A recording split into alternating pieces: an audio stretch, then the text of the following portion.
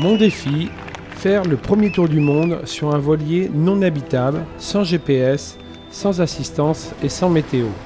Une aventure humaine au plus près des éléments, en naviguant au sextant et à l'intuition. Après un an de préparation, je m'élance enfin pour 50 000 km autour de la planète.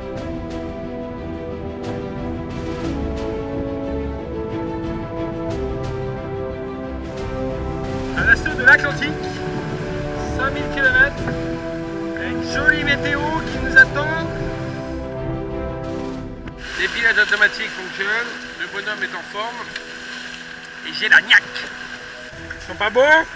Ça donne envie d'aller se baigner avec eux, tiens. Magnifique. Ah, vous en voyez pas souvent des petits catamarans comme ça, hein. Celui-là ressemble un peu à vous, il joue comme vous, hein.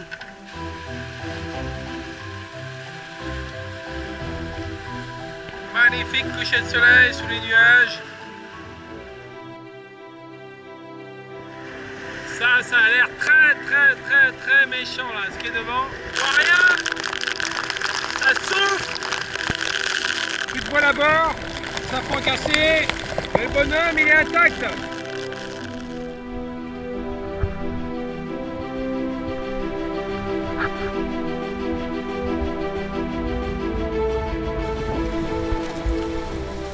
Bon, j'ai le régulateur qui veut plus fonctionner là. C'est ce qui permet de charger les batteries via le panneau solaire. Donc j'ai démonté et j'ai gratté la rouille, mais l'eau est rentrée par là. Donc j'ai bien peur qu'il soit mort.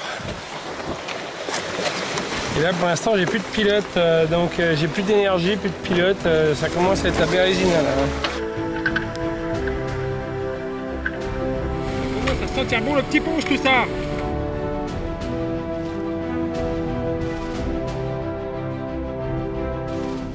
Je suis bien content d'être en Martinique, hein, parce que des transats j'en ai fait quelques-unes, mais des sportives comme celle-là, jamais. À sec de toile, vraiment, j'avais plus de toute voilure à bord.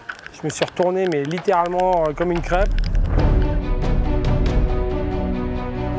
Direction de Panama. Bien dormi cette nuit, que des conditions de rêve, là, 15 nœuds. C'est bien la première fois que j'arrive à faire une nuit en dormant presque une demi-heure d'affilée. À chaque fois et en pouvant enchaîner le sommeil. J'ai l'impression d'avoir mieux dormi qu'à la maison. Bon, par contre il faut faire super gaffe parce que vous voyez, je viens de me réveiller et qu'est-ce que je vois en face? Un cargo. Oh, ça c'est de la musique.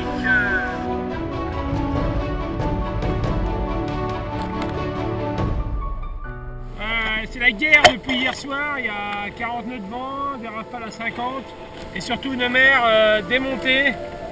Voilà, ça fait 12 heures que ça dure et j'espère que ça va bientôt s'arrêter ces conneries parce que c'est relativement impressionnant. Ça c'est le dévalage de pente et vous avez vu tout ça avec 4 mètres carrés de tissu, hein.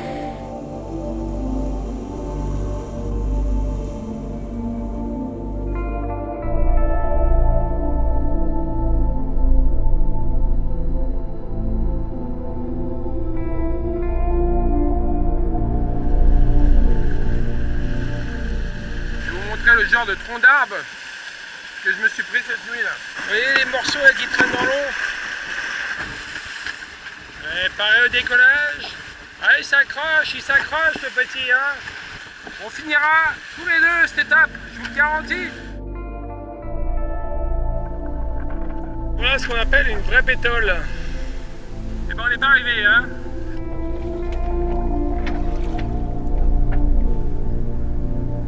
C'est l'image du soir. Bonsoir. Bon alors d'après mes petits calculs de sextant, on vient de passer l'équateur en lever du jour. Et donc je me retrouve enfin dans l'hémisphère sud. Qui l'aurait cru?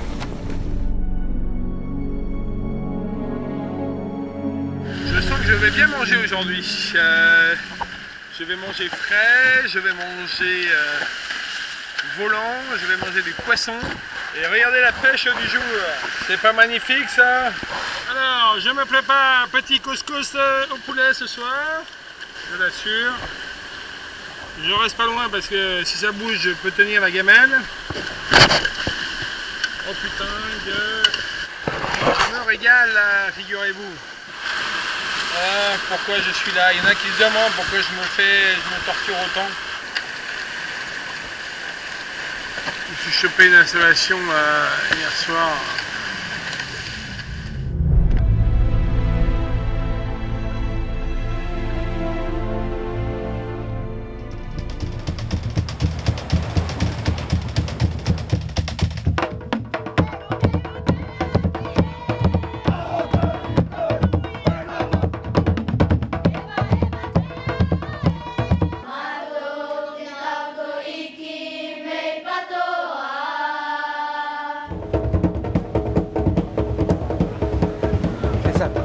Belle symbolique, hein. Magnifique. Je sais aujourd'hui où j'ai puisé toute cette belle énergie, c'est ici. Quand je vois les gamins à l'école qui combattent pieds nus et qui ont le sourire jusqu'aux oreilles, je comprends que c'est ici que ça se passe, c'est ici que ça s'est passé en tout cas pour moi. Allez, bye bye, Nukuiva. Tu vas tellement me manquer.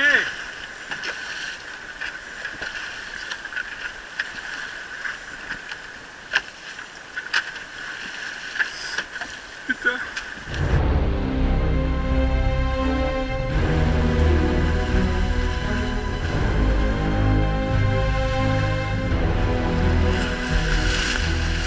Ça bombarde à fond. Elle est pas mal la vie. Alors entre les marquises et les toits voodoo, analysé parfait pour aller vite. Vous voyez, il faut que je passe dans ce petit trou là. C'est hyper chaud. Pas beaucoup de tasse, il y a des récifs partout. Bon, je reviens de l'heure. 20h53 à 35 secondes. Mais très content d'être ici. Je vais enfin découvrir le pays de mon frère Laurent qui vit ici depuis 6 ans. Ça a l'air d'être un beau paradis. Et puis on va surtout profiter de cette escale pour faire un vrai chantier de révision complète du bateau. On est à mi-parcours. Je vais démonter le bateau en petites pièces.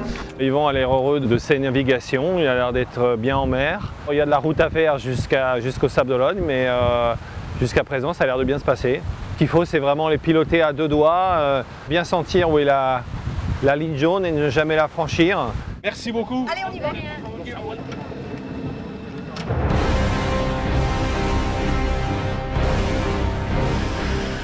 Je sens que je vais garder la combinaison étanche pour un petit moment là. Il faudra juste que je me change.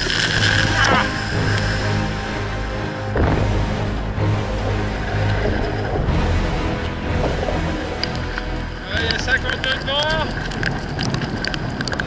Voirie seule. Pleine nuit. Plein milieu des tonnerres.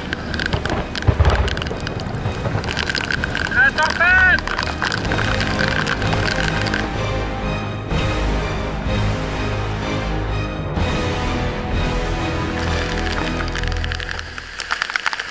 C'est pas la saison des pluies en ce moment. Bien belles images. Il reçoit un peu le petit garçon là. Mais il lâche pas l'affaire. Donc sur son trampoline, il y a la foudre qui tombe vraiment très près. Il y a moins de 2 secondes entre la lumière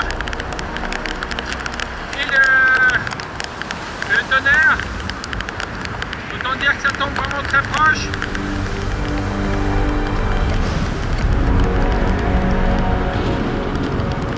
Ces orages, je n'en sors pas de ces orages là, depuis la Polynésie. Fini ce bordel. 5 h ce matin, enfin ça s'est calmé et là j'ai décidé d'aller me coucher. Et la grosse bêtise que je viens de faire, c'est de dormir de 2 heures d'affilée. Voilà, je me réveille à 1 km du récif. C'est vraiment pas sérieux. Voilà, c'est ma première grosse erreur de gestion du sommeil depuis le départ.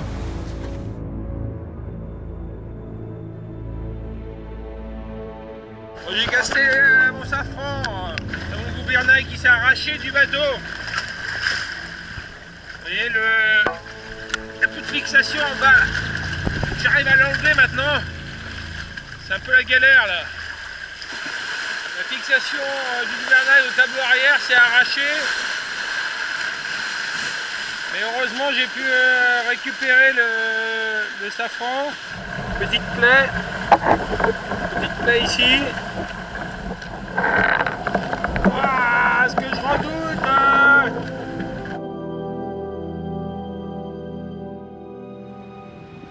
Les Vanuatu, c'est vraiment une étape extraordinaire, beaucoup d'accueil, beaucoup de chaleur. Les gens sont vraiment très gentils.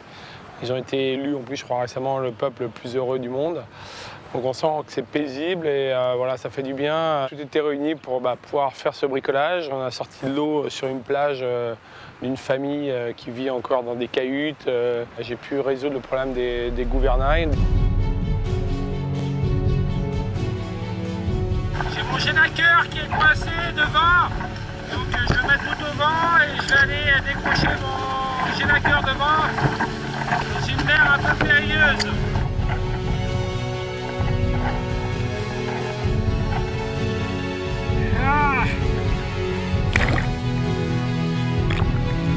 Ah la galère!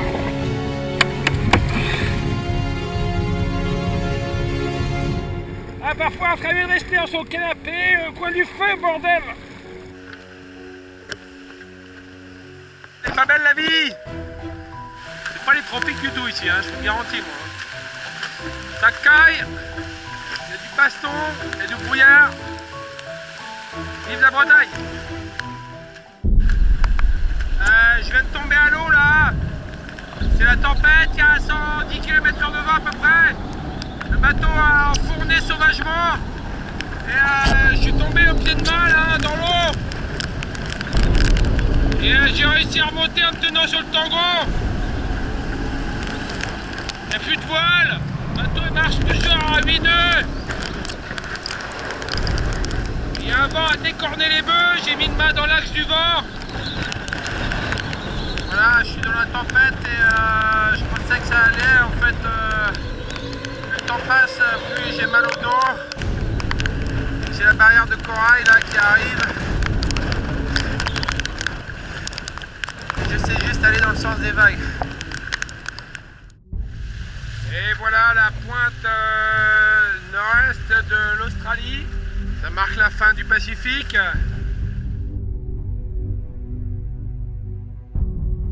Ah, une baleine, elle a plongé.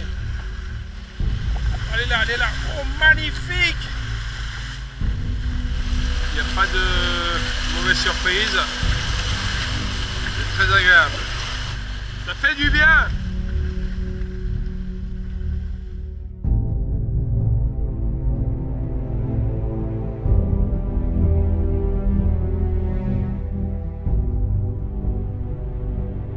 Bon je vous montre un petit peu à quoi ressemble le bateau après le passage de la mousson. L'objectif c'est de faire sécher un maximum de choses sur le bateau. Il y a beaucoup d'espace où ça mouille pas. Voilà, après une bonne mousson, rien ne vaut un petit poisson à la provençale de chez Voyageurs. C'est mon premier plat chaud depuis 2 jours. Qu'est-ce qui est arrivé au Sri Lanka après 18 jours de mer? Il faut vraiment que je dorme parce que j'ai pas dormi pendant 4 nuits. Sauf un tout petit peu la dernière nuit là ce matin. Le vent quand il s'est calmé, j'ai pu enfin m'endormir, donc évidemment je suis tombé dans le coma. Et quand je me suis réveillé, c'est le bruit des hélices d'un porte-container. J'étais en train de passer derrière, là, à 20 mètres derrière, le machin, le porte-container de 300 mètres de long, il marchait à 20 nœuds. Et le bruit des hélices m'a réveillé. Donc autant dire à 50 mètres près, je me prenais le porte-container.